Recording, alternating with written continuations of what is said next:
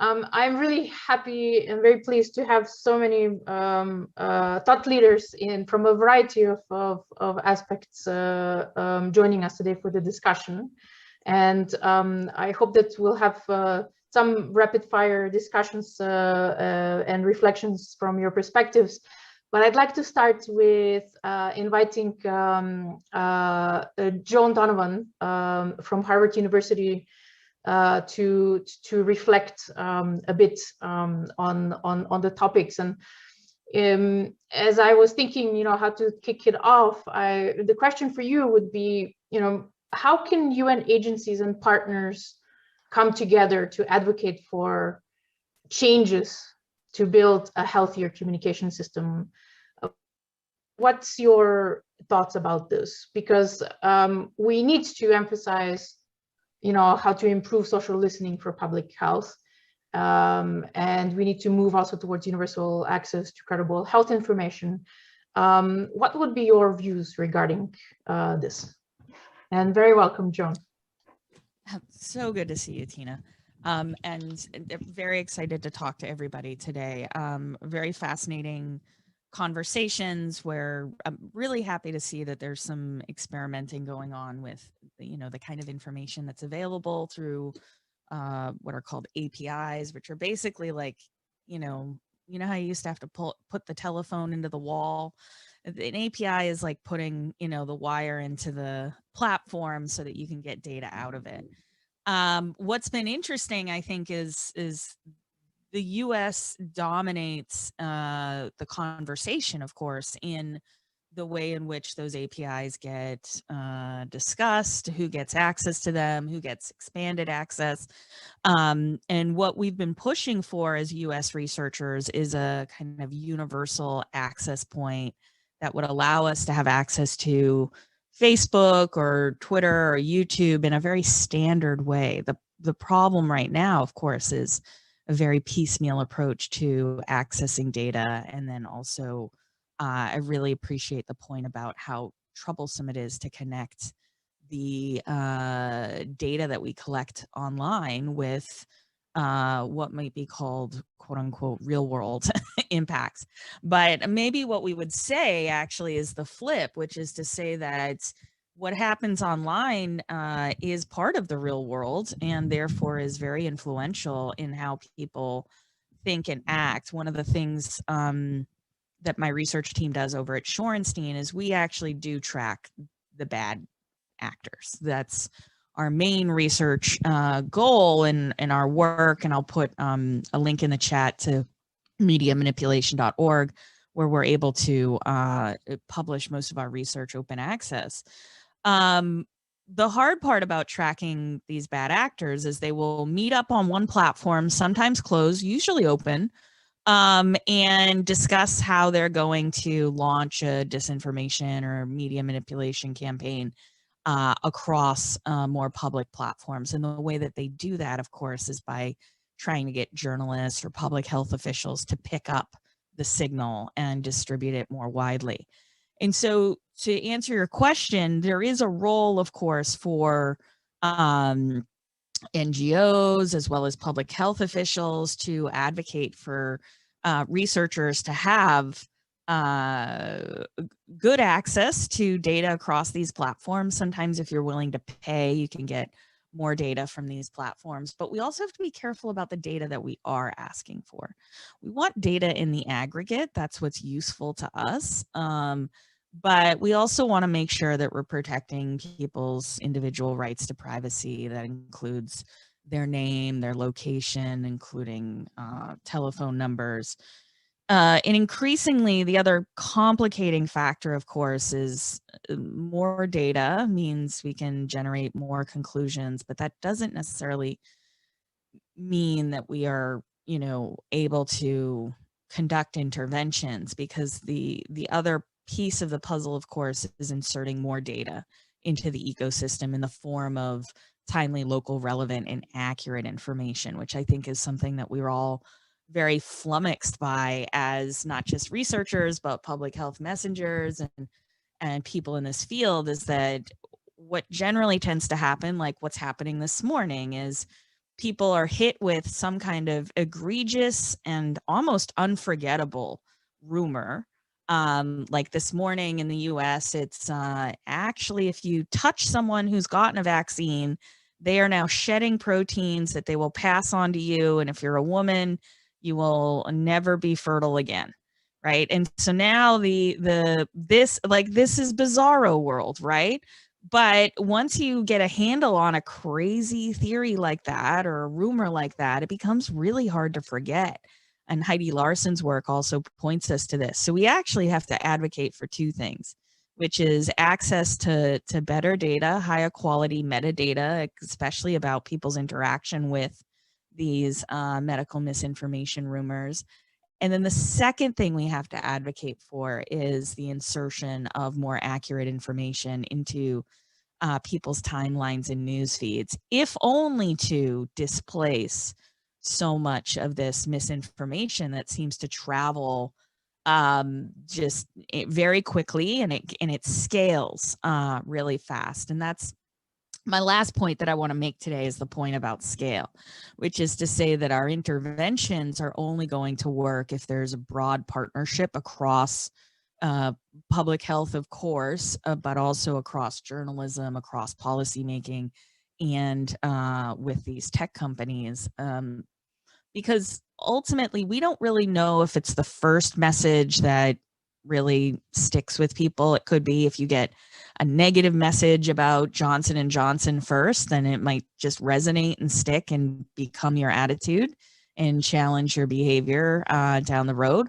Or it could be, which is a feature of social media, repetitive messaging that you see over and over on the same platform, and then you go to another platform and you see it redundantly. You ask a question about it and someone's like, oh yeah, here's a link. We don't know if there's an interaction effect with the information that we need to be like very cognizant of and reduce, or if it's just the potency of the first interaction with negative information. And so there's a lot more research to be done about that, but I'm really pleased to hear that people are starting to think about what it would mean to collect information off platform and then supplement and help others understand the stakes of what it means to have all this data on these platforms, but then have no way for public health to utilize it in a meaningful way, especially as they gather other information from the field. And so I think the WHO and the UN and partners really need to push for things like, at least in the US, there's a new act coming up that's the Social Media Data Act that would standardize access to these APIs that would allow for more rigorous and consistent research to happen. So thank you. Thank you, Joan. Chris, a 60-second question, or question for a 60-second answer for Joan. Oh, Joan, I could talk to you for hours. It's so great. I want to download your brain. So one of the things that came up in the discussion over the past 2 days of the conference is the need to do more mapping work of communication ecosystems to try and figure out, where we're seeing echo chambers, where public health messaging is getting caught up, and how to identify some brokers who can straddle these different nodes, these different communities, to help try and improve the reach of credible health messaging. And make sure that's getting out to more isolated communities. And so thinking about micro-targeting, identifying potential key influencers, and micro-targeting could be used for potentially good or bad purposes. And I'm wondering if you have any particular thoughts on that. And I also wanted to, if you can give a quick answer to the follow-up too, what your views are on censorship, thinking about the pragmatic challenge of public health teams trying to figure out, what all of the different messaging and concerns and questions are that are happening about COVID-19 or other health topics, and how censorship is a fly in the ointment there. Over to you. Yeah, I mean, the question of censorship is really real, but what you have to understand is we're looking at small networks of people who are highly funded and very coordinated, that are using social media exactly as it's built in order to spread messages that sometimes are just financially good for them, or they gain some kind of political clout. And so what's important to understand here is that we're not looking at, what is, our aunt saying, or, our uncle saying online that is problematic. We're trying to actually assess this stuff at scale to make sense of it and say, well, if this rumor is reaching, 1 million people, and these people are being repetitively exposed to it, and it's making money for the person who's proposing that the solution is actually that you buy their supplements, that is a problem, because that's an abuse of the social media ecosystem, especially because the way in which social media believes it's amplifying information is the companies believe that there's like tens of thousands of individual signals, and like, I'm not coordinating with Tina, but when people do coordinate, we do see that evidence in other places. And so when we're looking at different bad actors, when they're trying to move social media amplification, or they're trying to move messages through the system, you often see the remnants of that kind of coordination in multiple places, including, sometimes they're using fake accounts, sometimes they're using blogs that push often, misinformation, or strategic medical misinformation in particular. And so it's a really hard thing to say, okay, there's censorship on one side and then there's like freedom on the other, because what's in the middle is a bunch of people, a very small group of people actually making an enormous amount of money. And so that's the kind of threat that we face, is that they don't really care about public health writ large. What they care about is either their own political clout on these platforms, or growing their own audiences, or in the worst case scenario, it's a politician that's doing this kind of damage. I don't think I answered the first part of your question, though. But Yeah, I really appreciate your point about censorship, and certainly thinking about disinformation as from malicious actors as a threat to health security. I think we're only seeing the tip of the iceberg there when it comes to the potential damage that can be done through information warfare, undermining the public health response.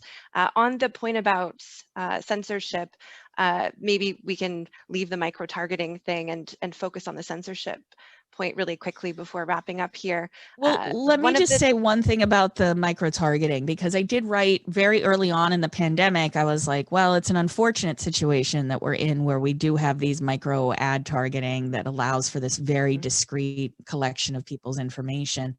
But the problem is, essentially that when you validate these systems, or, repurpose them for public health, and it also makes it seem like we agree with targeted advertising, which at a very granular level is very disruptive to, the public. It basically increases the effects of these filter bubbles. But I have said in the past that if we want to deliver more timely and accurate information, then these systems would be well designed and repurposed for that. The hard thing about it is, of course, is you only reach, whatever proportion of Facebook users are in that area. So I also advocate for people really thinking about radio and local television as the best case scenario for delivering public health messaging. Thanks very much, Joan. And I know something that you've raised before is the concept of a human rights locker of sorts, with special access for journalists and researchers and health authorities to see content that's been originally posted in a public space. And that's incredibly valuable for public health teams to be able to understand what kind of harmful narratives are circulating, to be able to feed that into the thinking about how to adjust the response to clarify there. So thanks so much for that really helpful answer. Tina, back over to you. So I would ask all of the speakers, and we'll go in the same order as with the panel. If you could please share your main recommendation or two for advancing social listening for public health. If you're giving the community sort of a work marching orders for what we need to do in the next year to increase public health and social impact of in social listening, what would you recommend? What to advance social listening for public health? So, Joan, over to you. What would be your thoughts? Yeah, I think one of the things that I'm learning from being in the U.S. context is that regulation is going to matter. And so if we can put forward multiple bills and advocate for multiple regulatory agencies to standardize access, at least if we know what we can get, we can design our science and interventions around that. But until that time, it's going to always be this piecemeal approach. And so that to me is one of the ways forward, is to just advocate for standards and to ensure that at least the data that we get is comprehensive and regular. The other thing I would suggest is looking outside the internet, which is to say that it's very promising to hear that people are working on transcriptions of radio broadcasts. I would also add in that the Internet Archive does have some access points to Chiron research, so you can look at what's at the bottom of news and get a sense of like what kind of trending topics were happening that day and in which areas. And then the last thing I would say is that we could also work on our pre-bunk messaging, which is to say that when we know certain misinformation things are going to come up, we need to orient strategies around ensuring that when the public hears about that misinformation first, that they are equipped with an action point that allows them to either figure out, you know, where they would go for more information or if they should just dismiss this rumor. So that's 3 things, but I appreciate everybody being here. Thanks. That's great. It's also it's a nice, thank you, Joan.